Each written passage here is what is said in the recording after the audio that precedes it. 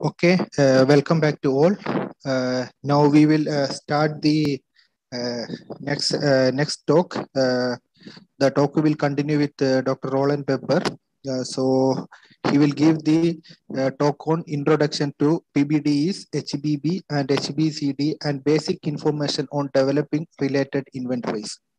Roland, yeah, you already started sharing the screen. Yes, Yasser, can you see my screen? It's super good. Go ahead. Okay, good. Yeah. So the second or another big industrial pop group are the brominated flame retardants. And so in this presentation, I would like to do an introduction to these listed brominated pops and on the developing of related inventories. I need to go to the next slide. So when you look to the 18 new listed pops, you see I did different colors. The black ones are chlorinated pops. The pink ones are the fluorinated pops. And the brown ones are the brominated pops. So here you see we have now 5 different brominated pops listed in the Stockholm Convention. All of them are industrial pops and all of them are listed in Annex A. And when you look to the pop reviewing committee, we have Decloran Plus, which is chlorinated pop, but it's also a flame retardant. So coming to the first group and probably also to the most important group of brominated pops, these are the polybrominated diphenyl ethers. So polybrominated diphenyl ethers, or short PBDEs, are a group of industrial chemicals which have been widely used as additive flame retardants since the 1970s in plastic, polymers, and synthetic fibers. The PBDEs have been produced in 3 different degrees of bromination. So commercial products were pentabromodiphenyl ethers, the commercial octabromodiphenyl ethers, and commercial decabromodiphenyl ethers. So all of them have the same structure, but only a different degree of bromination. And when you look to the different total production volumes in history, you see that commercial penta-BDE and commercial octa-BDE had about 100,000 tons production, while commercial deca-BDE has been produced in more than 1 million tons in history total. So while the production of commercial penta-BDE and commercial octa-BDE has already been stopped in 2004, the production of deca-BDE still continues. They have different adverse effects, health effects on human from exposure. So they are endocrine disrupting chemicals. They are hormone active substances and interfere here in our hormone system.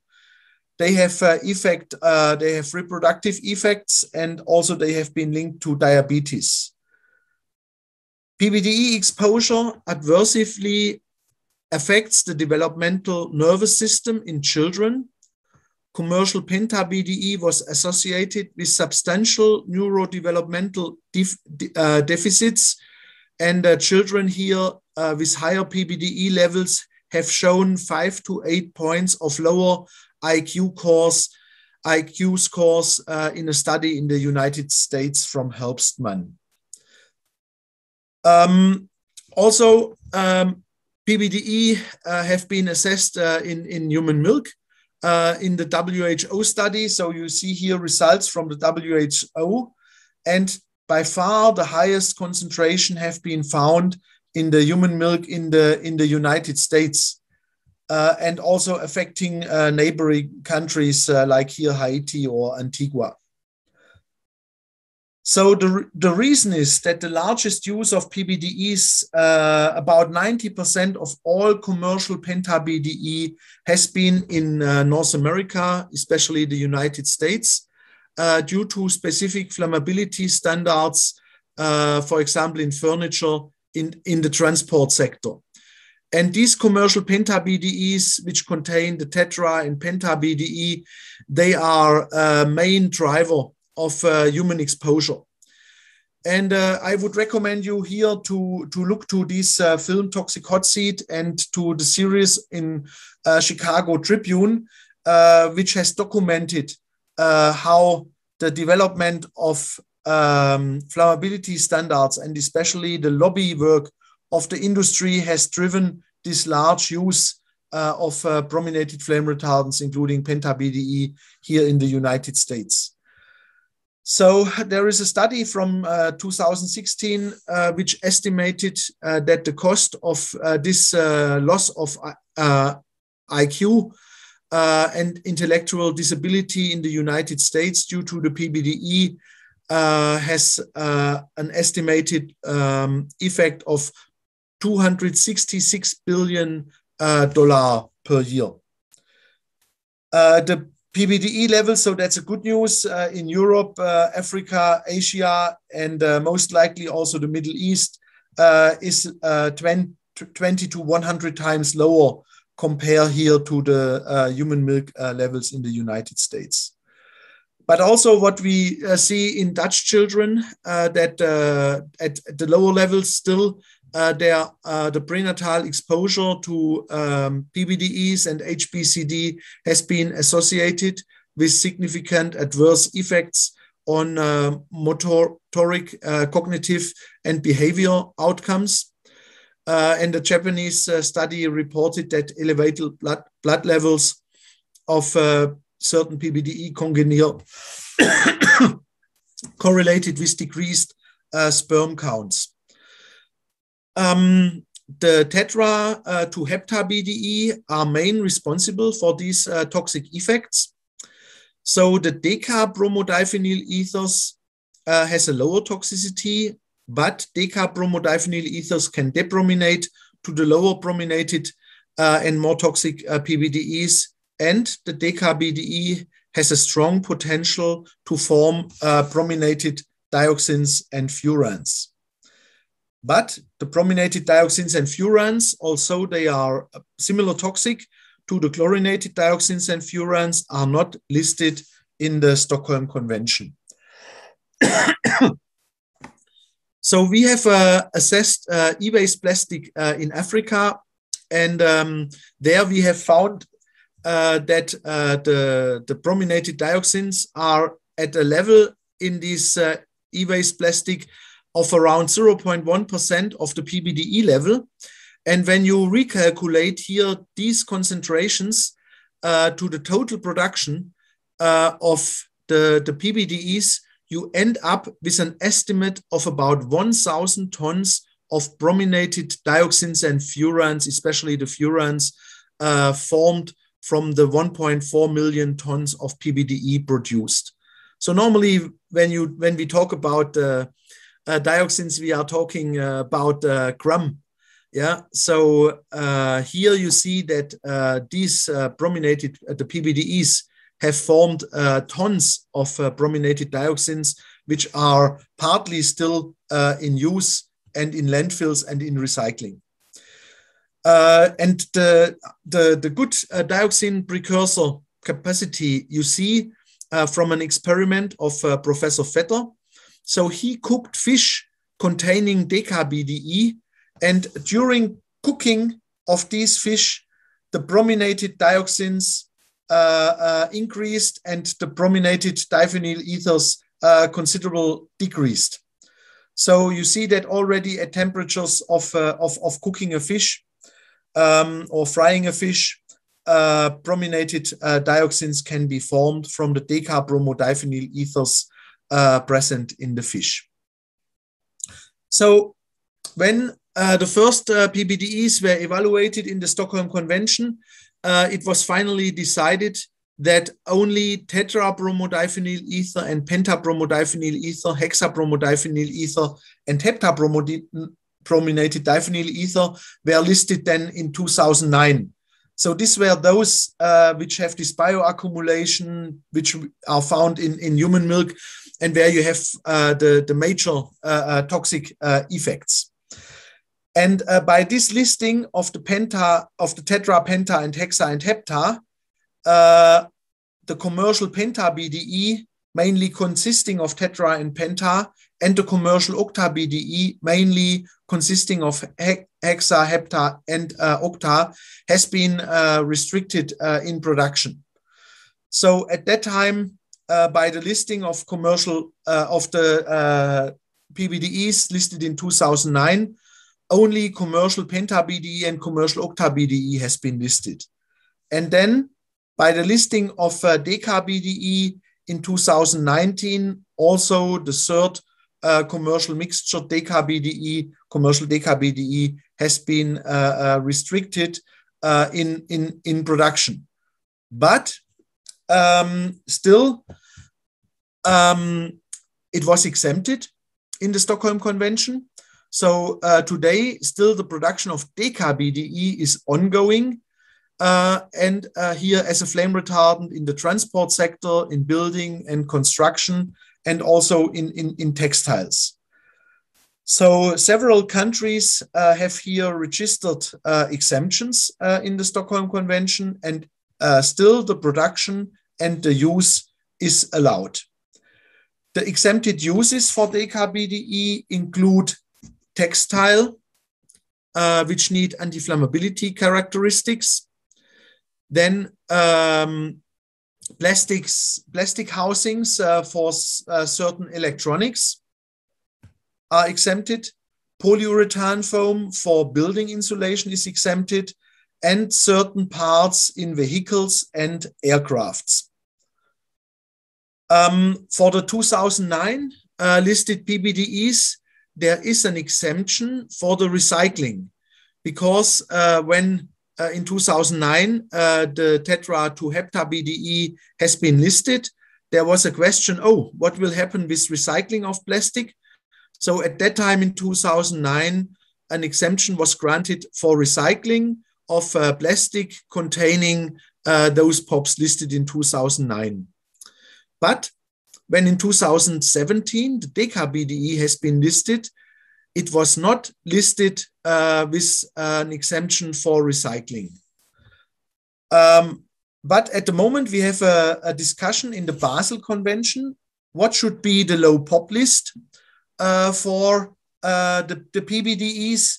And there is still now three different listed low POP content of 50, 500, and 1000, and depending on what low POP limit will finally be listed, this would decide if e-waste plastic can be recycled and not, because the deca BDE with the major production and use is here the driving force of contamination in these contaminants in the e-waste plastic. So what you see here is the production and use history, which is always interesting to know for the total presence. And unfortunately, we have only here detailed data for Japan. And for the Japan, you see that Japan already has stopped the use of commercial penta BDE early 1990s. And the commercial octa BDE in Japan was already phased out in the middle of 1990s. So only deca BDE has been used for longer, with a complete stop here in Japan in 2017. But also here you see that the major use of deca BDE in Japan was in the 1980s and in the 1990s, with decreasing use in the 2000s. Yeah. When you look to hexabromocylindodecane, the trend was different. You see a continuous increase until the listing of the Stockholm Convention, and then a stop in 2013. The time of use of PBDEs is different in different countries, so it's not the same like here for Japan. For example, in the United States, the commercial penta-BDE and commercial octa-BDE has been produced and used until to 2014. And also China had a production, for example, of the commercial penta-BDE until 2003. And China, for example, has only stopped this month the production and use of hexabromocyclododecan. Interesting also is the different use. And again, here we only have detailed data from Japan. You see here, Japan has used the major DKBDE in the 1990s. And when you look to the different uses, the major use of DKBDE here in the 1990s were on electrical appliances. And a very high use was for the housing of televisions and personal computers. Yeah, the other uses like textiles, which has been used in the transport sector, was relatively low in the 1990s. But when you see at the end of 1990s, the use in electronics have very much decreased, and the major use has been then for textile, for example, in the transport sector. Also interesting to look to the total brominated flame retardant use. That's here again for Japan, the only country which give here detailed data for the use. You see that the PBDEs are only a short part of the overall use of brominated flame retardants, and that 90% or more than 90% of flame retardants are different to the PBDEs. Yeah, with, for example, a major use of tetrabromo bisphenyl ether. So therefore, not all brominated flame retardants in electronics, and rather a smaller part and in use comes from the listed POP PBDEs. So the major use of the individual POPs here are the commercial octa-BDE has mainly been used in plastic and electronics, while when you look to the commercial penta-BDE, it has not been used in plastics. So the use is very specific. Commercial penta-BDE has been mainly used in polyurethane foam. So more than 90% of the total commercial penta-BDE has been used in polyurethane foam, and a minor use was in textile. When you look to the DKBDE has been used in all of these uses. Yeah, so therefore, for the current stock, the main driver is the DKBDE. When you go to the bigger picture of plastic and polymer, which was the main use here of the PBDEs and also HBCD, you see that from the total plastic use, about 35% of the major plastic use, and this is the use in construction, the use in the transport, and the use in electronics, cover 35% of the total produced plastic here for Europe. Yeah. So also not in all the plastic in construction and in transport and in electronics, flame retardant were used. Finally, the use of these POP PBDEs affect about 35% of these plastic when you think about management and recycling. And in addition, you need to consider that other POPs are used in these plastic. Here, for example, the chlorinated paraffin major use is also used in plastic, mainly here for construction, for example. So therefore, when you consider management of these PBDEs, I recommend to have a larger look into your management of plastic, which is at the moment one of the big and major topic in international waste management and chemical management. When you look here for electronics and the use of PBDEs, you see also not all electronics are flame retardant. Yeah, so here, for example, especially when you look to the octa-BDE, deca-BDE, you see the major use is here in the cathode ray tube monitors of televisions and in computers. Yeah, while when you look here to freezers and coolers, the level of use of flame retardants is low. And many of these equipment does not contain flame retardants. Then an important thing to consider is not only the electronics in use, but also how the flow of this material is after end of life. So here we see that United States, Europe, Japan, South Korea, they are large importer of electronic waste and even export of electronic waste plastic into Asia, into Africa, into India. We do really not know too much about the Middle East. One thing what we know is, for example, from Kuwait, where we have established an inventory that a part of it is exported and a part of it is going to landfill. So probably also the Middle East is partly contributing to this export. And what we know is that from this export and from the recycling in Asian countries and in African countries, large POP contaminated sites have been generated the last 20 years.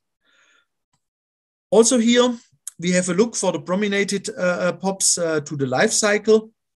So here, production you do not have in the Middle East, but maybe companies which are using brominated flame retardants for electronics or for furniture might be present.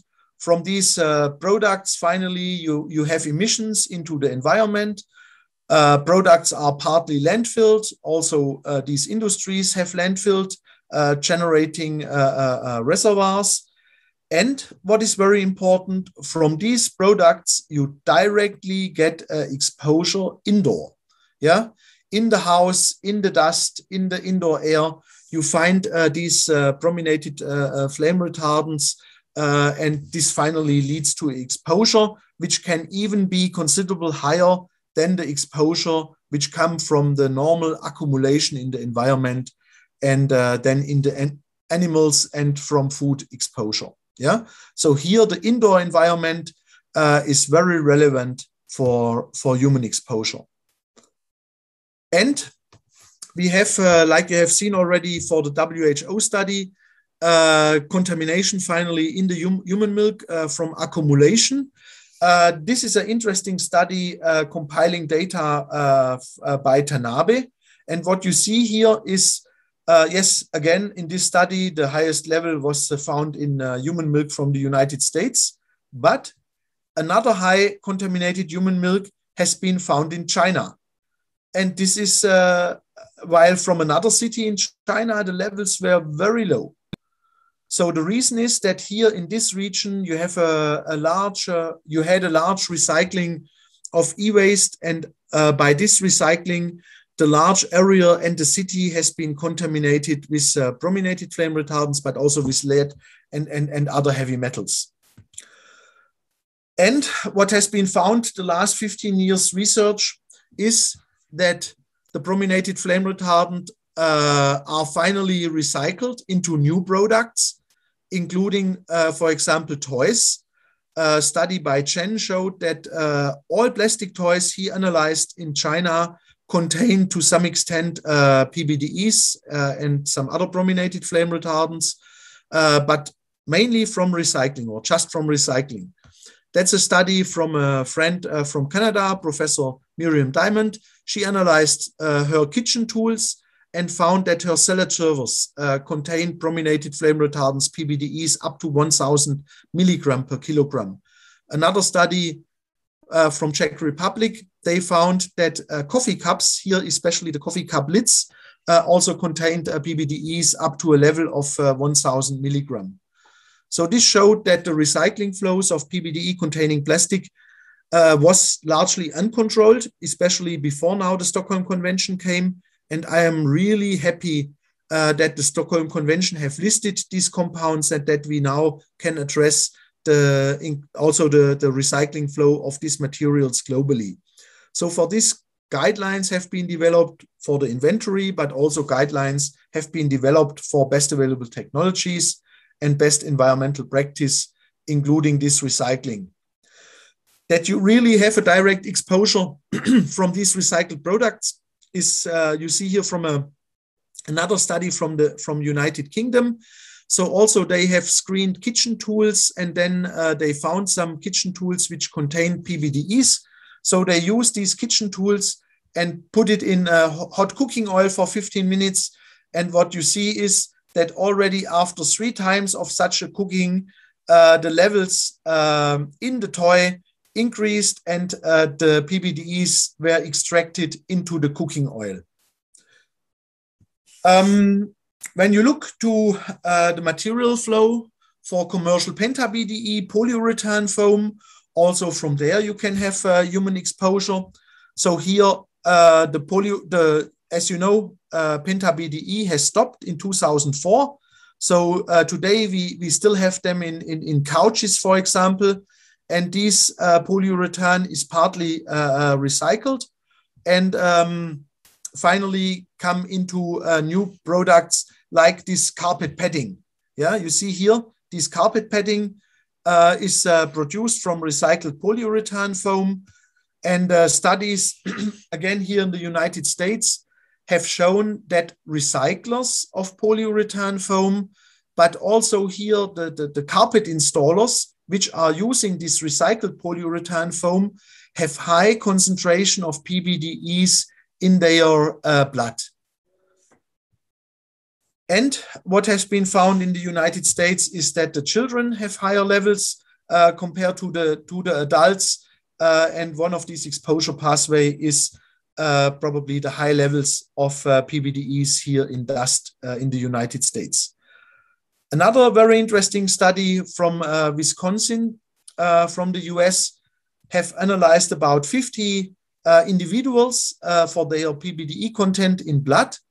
And you see here that some of the participants had 100 times higher PBDE blood levels than other participants from the United States. So both all participants from the United States, all participants from Wisconsin. So you see here, this does not come from food. Yeah, maybe this here comes from food. But if you have a population where you have 100 times differences of exposure, this comes from commercial goods. And in these studies, they have found that treated pillows, vehicles, furniture were the driver for those people which are highly exposed. Again, material substance flow analysis from Switzerland for PBDEs, which I recommend, looking to the products, looking to the use, and here looking especially also to the recycling and to the end of life, including destruction, waste management, and landfills. This material substance flow analysis is offered, for example, for a free tool from Vienna University you can download. And with this, in already 10 years ago, we did a material substance flow analysis for e-waste plastic for Nigeria, where you see how these PBDEs entered Nigeria in e-waste and in electronics, and that most of the PBDEs were already at the time of our study in 2010 in end of life, ending up in dump site, ending up in open burning, and partly also ending up in recycling. So for these new industrial POPs, it's really useful when you do an inventory to understand the import to understand the production, the current stock in use, and the situation of end of life, including recycling. Only shortly to the other brominated flame retardants, which are less important. First, to the hexabromobiphenyl. The hexabromobiphenyl was also listed in 2009. It was only produced in the US from 1970s to 1976. The total production volume was about 5,600 tons. And at that time, it has been used in similar applications like car seats, foams, electronics, textiles. So currently, most of these has been disposed already. You know, it was 50 years ago, but possibly there might be some old US cars from the 1970s to the 1976, maybe even in the region in the Mediterranean, in the Middle East, which might contain hexabromobiphenyl. But probably this is the only possible today exposure of those. Therefore, HBB have been listed without exemption in production and without exemption in use. And also what we see when we look to data here in the European Union, we have data from food. So we see that the food is mostly below detection limit. And also in the WHO human milk study globally, the hexabromobiphenyl was below the detection limit. So therefore, it's not relevant anymore when you are outside the United States. So hexabromocyclododecan is the last brominated flame retardant which have been listed. So here the production still continued in China until this month. And China has started a project for the phase out of HBCD this year. And already this month, the production itself has stopped.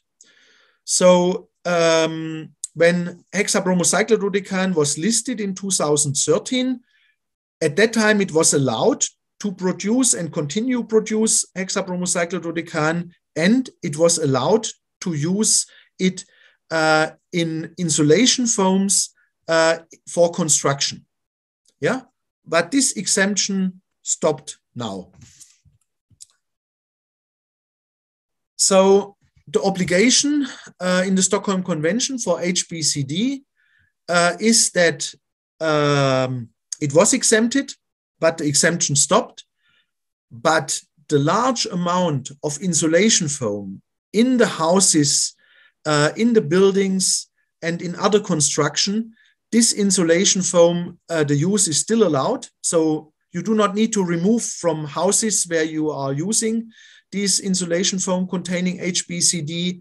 And actually, the lifetime of these insulation foams is 30 to 50 years and even might be for 100 years. So therefore, today, the major issue of this HBCD are the insulation foams which have been used for the house insulation in the last 40 years. Iraq, you are, let's say, a relatively hot country, but also, I mean, you have your winter. So therefore, maybe in Iraq, in recent years, some of these insulation foams might have been used, and it might be interesting to have a look to that. The major task in respect to inventory for Iraq is inventory for the PBDEs. So here we have, again, inventory guidance with the same structure, introduction to the chemical, introduction steps in chapter 3 for the inventory, and then the different areas of inventory, including import-export, which is relevant for DKBDE, the stocks and use in electronics, in vehicles, and then also for construction. And again, one section on contaminated sites. So because DKBDE is still produced it's interesting for Iraq to see if there is any import of DKBDE into your country. So here you can check HS codes under which DKBDE is imported. Unfortunately, these HS codes are not really specific, but it can give you an indication. And then when you see, okay, this company is importing chemicals under these HS codes, you can check with the company then what kind of chemical they are importing here. We have done last year a study of the largest producer, which was in Israel. So this was the major producer of PBDE in the world, and we have compiled all data of export from Israel under this HS code. And by this you can see, yes, here the production increased in the 1980s, had a peak in the 1990s and early 2000. And then here when PBDE has been listed in the Stockholm Convention, the production of these PBDEs reduced. And here in 2018, probably the production and export here for Israel and this large producer probably stopped. We know also that the production in Europe has stopped and in the US have stopped for the DKBDE, but there is still some production ongoing in China.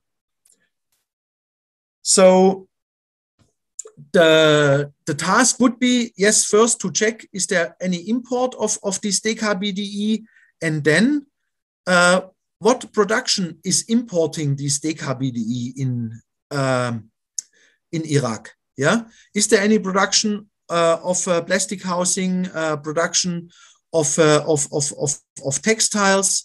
Yeah, so I know, for example, from Turkey that they have used DKBDE in textile production, but probably are phasing it out.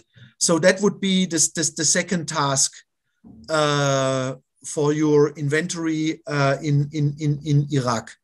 Yeah, and then compile these information. I do not expect really large use in production because, let's say, the industry of Iraq is relatively limited. So I think this can be a relatively quick assessment. If there is any company which might use this DKBDE, and then to talk with this company and see if they are actually using any flame retardants. A larger relevant area for inventory for Iraq is certainly for electronics. So e-waste here, electronics and e-waste is the fastest growing waste stream and use stream. So in 1992, worldwide, 14 million tons have been used. In 2002, already 24 million tons. 2019, already more than 50 million tons of e-waste per year. And in 2030, it is estimated that more than 74 million tons of e-waste will be generated. And about 20% of this e-waste is plastic. Yeah, and the share of this plastic is flame retarded. And the share of this flame retarded plastic is flame retarded with the POP PBDEs. So therefore, every year now about 10 million tons of e-waste plastic enter the end of life, and a part of the inventory here for Iraq will be an understanding of the e-waste plastic present in Iraq, how this e-waste, the amount of this e-waste plastic, and also how this e-waste plastic is finally managed. But I would recommend you for Iraq to have a broader look to your e-waste and your e-waste management, because the PBDEs are only one kind of pollutant in electronics. We also still have PCBs in small capacitors. we have chlorinated, fluorinated carbons. This means ozone depleting substances and greenhouse gases, these fluorinated compounds, especially in air conditioners.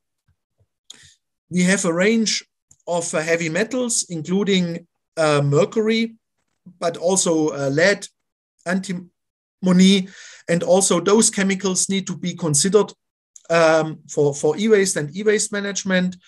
And my recommendation here to Iraq would be to do a broader look to your e-waste and your e-waste management. And at the same time, there is an opportunity in e-waste, because e-waste contain gold, silver, copper. So there is an opportunity for recycle. And also the plastic in e-waste is actually a very valuable plastic. So in Europe, we have now started to recycle e-waste plastic, because only a part of the e-waste plastic contain these legacy POP flame retardants, and the largest part of e-waste plastic does not contain restricted chemicals and POPs. So therefore, in Europe, we have started to separate e-waste plastic, and a part of the e-waste plastic today is recycled. But what we have seen with the studies I have introduced, care need to be taken when you recycle this e-waste plastic, and an appropriate separation of impacted and non-impacted e-waste plastic. So therefore, when PBD inventory is developed, it should be linked to an inventory to the e-waste. So if a country already have an e-waste inventory, that e-waste inventory can be used to develop a PBD inventory. So if a country does not have an e-waste inventory, and maybe after the presentation somebody from the Iraq team could tell if there is an e-waste inventory or e-waste inventory activities, then if not, then our PBDE inventory in future, when you do an implementation of your national implementation plan, would rather look to the larger area of e-waste inventory and e-waste management. For the e-waste, for the inventory of PBDEs, and here for electronics, the same 5-step approach is recommended: planning the inventory, choosing the data methodology, collecting the data, managing the data, and finally preparing an inventory report. Again, here in the planning of the inventory, you look to the inventory team, to the different stakeholders. You can find the list in the inventory guidance, and maybe also Shireen will tell you more detail.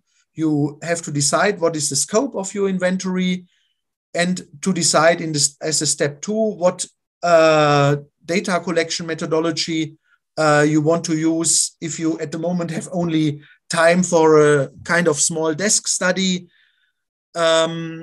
or if you have the time for detailed collection, or if you have the capacity to do analysis and the tier 3 inventory. So also here, I think for Iraq, we have done minor desk studies, and we have compiled some data for our NIP. But so for the implementation, then you need to go into more detail of this inventory development. So when you calculate the PBDE amount in electronics, what you need are different factors. The first factor is you need to know the amount of e-waste impacted by PBDE. So this you need to get from the e-waste inventory. Then you have a factor of how much polymers you have in your respective e-waste category. And this factor is given by the inventory guidance. And as a last number, you need to know the average amount of PBDE in this e-waste category. And this content is also given by the inventory guidance. Yeah. So therefore, the amount, the data, what you need to collect is really your e-waste and your stock of electronics in the country, for the different categories. And for the calculation of the POP PBDEs, from this amount, you choose the right factor of the polymers from the inventory guidance, and you choose the right factor also for the PBDE content, also from the inventory guidance. And what we would like with this inventory is also to look to the life cycle. This means to understand on the import of the current stock and how much of this current stock go into end of life and what happened with this end of life. Does it go to landfill? Does it go to thermal treatment? Does a part of it go to plastic recycling, or is e-waste partly exported from Iraq to other countries? Here is the table with first the amount of plastic share for different e-waste categories, and also the different average content of PBDEs, which we have generated from studies from Europe, but also confirmed by studies, for example, from Africa. And in the African study, we have analyzed different importing regions. So therefore, for cathode ray tubes, for example, these values are not only relevant for Europe, but they can also be used for other regions. And therefore, you can use these values from the table here from the inventory guidance for PBDEs.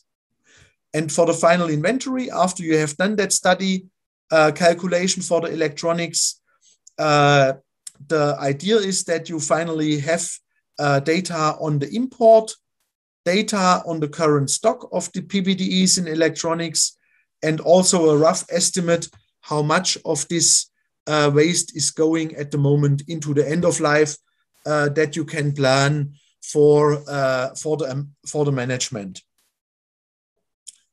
Coming now to the second major area, that's the transport sector. The transport sector is also a big material flow of goods and waste containing cars, buses, trucks, trains, planes, ships.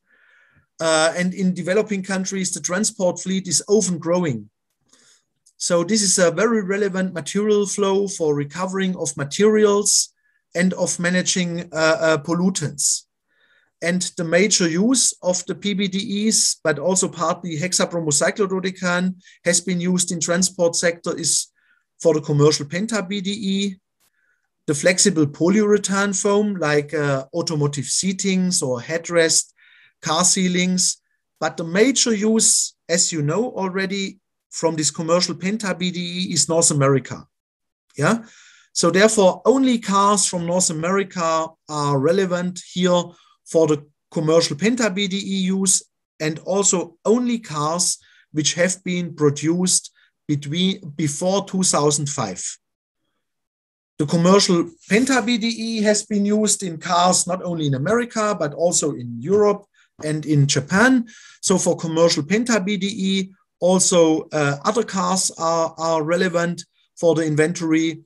And as you have seen for Japan, penta-BDE has been used until 2016. So also here, let's say cars until 2016 might contain the commercial penta-BDE. For the transport sector for hexabromocyclododecan, we have found, and there is only one study which have really screened details from Japan, that it has been used in some textiles and in some mats in the interior. But there are also other POPs used in vehicles, for example, short-chain chlorinated paraffins in PVC parts and cables, and also PFOA in cables and in textiles. So therefore, also it's interesting for you as a country to develop an inventory of the transport sector and to understand what happened in the end of life with all the materials, how much is recycled and how is the other largely polymer, plastic waste handled. So therefore, it's interesting to develop an inventory of your transport fleet, and here to have an inventory of those cars from 1970s to 2004, which are relevant for PBDE, and for 2005 to 2016, which specifically are relevant for the DKBDE, but also DKBDE has been used before the 2004. But also here, the guidance give you then for the impact factor specific guidance. So here, the guidance suggests that the DKBDE has been used in vehicles in average for vehicles produced before 2005 in 80 grams, except of for all regions, except of the United States. For the United States, the estimate is that for in average 40 gram of DKBDE and 40 gram of PBDE have been used in vehicles produced before 2005. And then for the vehicles produced from 2005 to 2017, so you have seen here for Japan, the levels and amount of the use have decreased. The impact factor suggested by the inventory guidance is 20 gram of DKBDE for those vehicles produced between 2005 and 2017. And for vehicles which are produced after 2016, this means 2017 onwards, it's considered that they do not contain PBDE at all. Yeah, and by this you can have a rough estimate of the PBDE amount here in the transport sector, and also you understand then from those vehicles coming end of life how much of these vehicles how much of the PBDEs at the end of life is in the polymers and plastic. And how much of this is to come in the next years. The last sector here is now on building and construction. So here both PBDE and hexabromocyclododecan have been used in buildings and especially in insulation foams for the hexabromocyclododecan, but for the DKBDE and also other PBDEs, they have been used in facing laminates, piping insulation, films for use under the roof and to protect building areas, and also have been used in cables.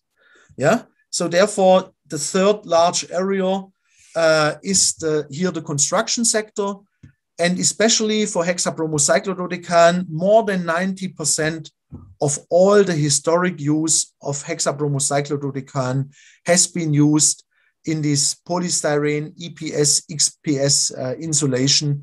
And for HBCD, the major inventory activity is the assessment here of these EPS, XPS insulations. But there are also other POPs used in construction. For example, short chain paraffins are used in PVC, like panels, floorings, and wall. Short chain paraffin and in history, PCBs have been used in some sealants and paints. And pentachlorophenol and some other pesticides have been used in wood in history and might still be present in wood in construction. So it's also interesting now when you do an inventory of POP in insulation, in construction, not only look to the PBDEs and the HBCD, but also look to other POPs and their use in construction. For the HBCD, there is also inventory guidance, and in this inventory guidance, guidance is given for you how to calculate and what is the concentration of this HBCD, which is not too complicated. There is two different, the EPS extruded, expanded polystyrene contain normally hexabromocyclododecan between 0.5 and 0.7%.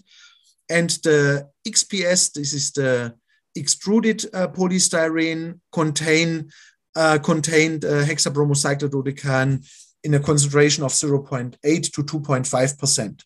Yeah. So by this, when you do an assessment of the historic import and use of this EPS and XPS in construction, you can get a rough estimate of how much insulation foam is present in buildings in Iraq.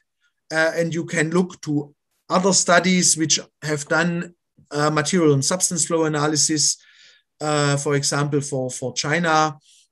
You can see, okay, these kind of foams will pop up the next 50 years in waste management of demolition waste of houses and other buildings. So at the end, you evaluate all your data, and if you find that some data are incomplete, you either put this in the action plan or you get more data. Finally, you prepare an inventory report, compile all the data with also including the mentioning of the methodology you have used, if you followed the inventory guidance or if you made some country-specific changes.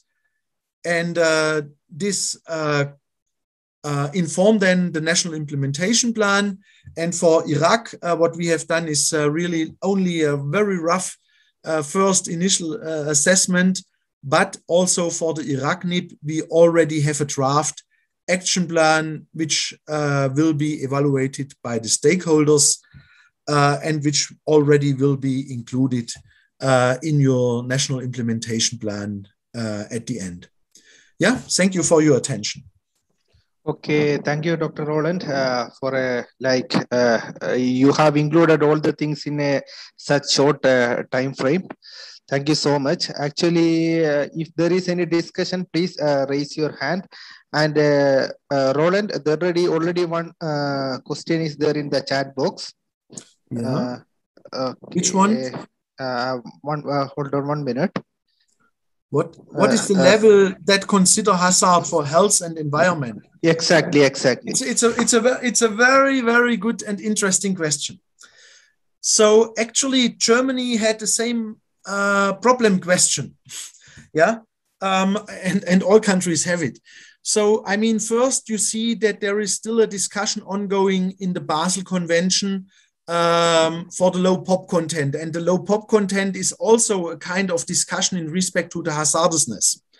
So here for the Basel Convention, we still have a limit of 50 milligram or 500 milligram or 1000 milligram. So for Europe, at the moment, the 1000 milligram per kilogram of PBDE is relevant to decide that this is a pop waste.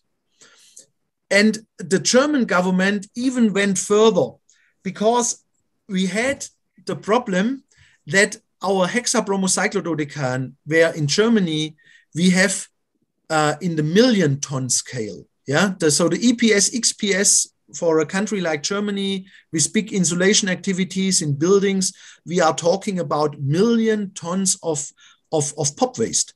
Yeah, or at the moment this is at the building sector. Yeah, but in Germany we are using this hexabromocyclododecan since the 1980s, and already now we have this kind of waste. When buildings from the 1980s are demolished or are renovated. And then the question was for the German government, okay, how do we categorize this waste?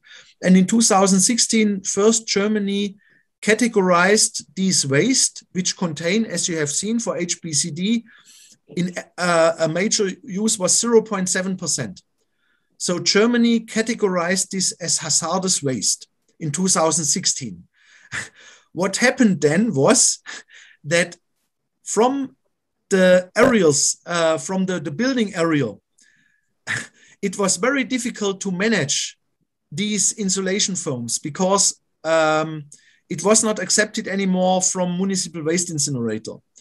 And also companies managing, let's say, the waste from these demolition they are normally not used to manage hazardous waste.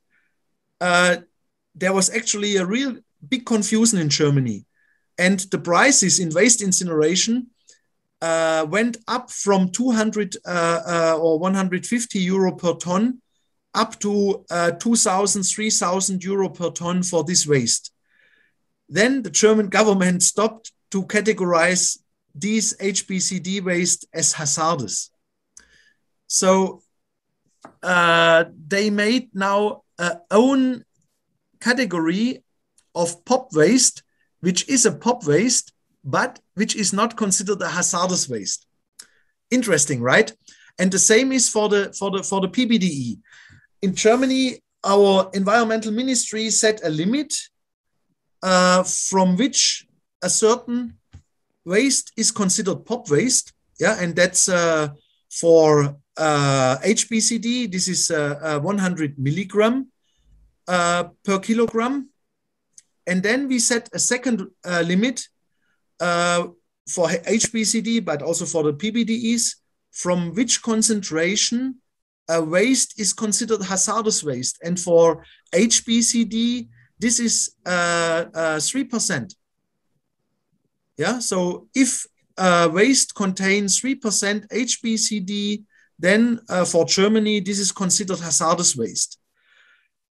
And actually, this Friday, we had a workshop where we had just this presentation about how to set limit in Europe in respect to hazardous waste. And I cannot tell you now the detail, but there is also methodology how in Europe hazardous waste criteria are set. Yeah. So this is, I think, a very interesting, let's say, exercise, not only for Iraq. Yeah. But this is, let's say, a presentation or a workshop on its own. Here I cannot go into more detail without not bringing you into really big time trouble. Yeah, but maybe in future, and I think this is also interesting for other countries in the region, including Kuwait, we might do something regional on that topic. Okay, thank you, Roland. Dr. Hassan? Yes, sir. You can involve in this. Yeah, mashallah. Thanks, Dr. Roland. Brilliant presentation. Regarding these chemicals right now, I think about regional. Unfortunately, there is no cooperation about to do like screening for the POPs, like PBD and electronic waste with the regional project. Unfortunately, I'm trying right now to connect with this country to have one regional project. The last project was about the air, and probably we will start later on with Iraq about the milk, POPs and milk. But I think regional project, electronic waste, will be a good idea. As you know, it's a huge amount of waste, and they contain a lot of POPs. And probably workshop about this electronic waste, probably it will be a good idea. Yes. I agree with you. It is a brilliant presentation. I'm happy to hear you today. And I hope the Iraqi people, they have to think about to cooperate in a project, electronic waste project, because as I know, most of these countries they do nothing regarding the POPs in electronic waste, electrical and electronic waste. So I hope that we will do our best later on after the workshop if there's any type of idea from the countries and from Iraq itself. Yeah, there was actually there was a reply on after I answered this question. So Walid Ali said, "Thank you for the answer, but how can we identify the contaminated sites in Iraq if it's a problem in Germany?" So let's say I have talked now especially about the products and the waste in respect to limits. So the topic of contaminated sites and soil contamination is another discussion point. And here in the whole world, there is no limit on PBDE in soils. Yeah, you have for dioxin, you have limits, for PCB, you have limits, but in the whole world, you do not have a limit of PBDE in soils. But what we have done, and there you can also look into the updated PBDE inventory guidance, which I have developed. So we included at the contaminated site part, there is one environmental quality criteria from Canada and also for Europe. Yeah. In respect to the PBDEs. So we do not have a limit for soils, yeah, but we have environmental quality criteria, including also, for example, for fish or for sediments. So here you can look into the PBDE inventory guidance. It was a big headache for me to develop that, yeah, but I think it is really nice and has good information. And I can for the PBDE contaminated sites, I can tell you that these are not real big problems in respect to PBDEs. Why? First, PBDEs are very, very heavy, and therefore they do not accumulate so much. Also, PBDE can be metabolized even by cows. So here we do not have that large accumulation. What I have done, we had a publication which I can share. We had a study around PBDE contamination in landfills in Nigeria with 2 PhD students there. And there we have analyzed soil, we have analyzed plants, we have analyzed chicken eggs, and we have analyzed milk. And what I have done then, I have done a discussion in respect to what would be a soil limit in respect to contamination of an egg, in respect to human exposure. So this is for the first time anybody has done that. So I can share that publication. It's a very interesting approach. And why I have done that is that I have seen that this is a real headache, which is even not solved in Germany or the US and anywhere, to make reasonable soil limits in respect to exposure from chicken and egg. And chicken and egg, why I emphasize it here, it is the most sensitive exposure pathway to humans. Because if you have a chicken running around your house, the chicken will pick every day between 12 and 30 grams of the soil.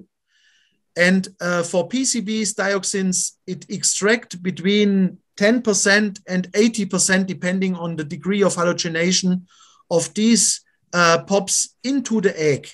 Yeah. And therefore, this is a very, very, very interesting and good question which you have asked. Yeah.